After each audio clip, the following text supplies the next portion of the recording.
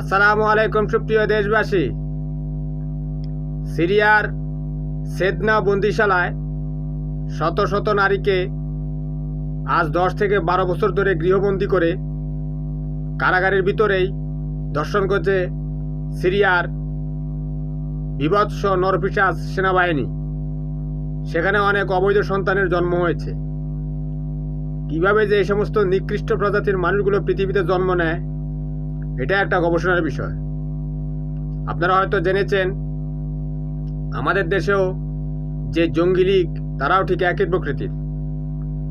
তারা কিন্তু ভারতে গিয়েও এক তরুণীকে ধর্ষণ করেছে 6 জনে মিলে।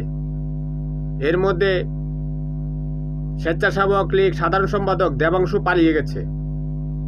বাকি 4 জন যে মুসলিম লীগের সদস্য, তারা ধরা পড়েছে। এদের কঠিন শাস্তি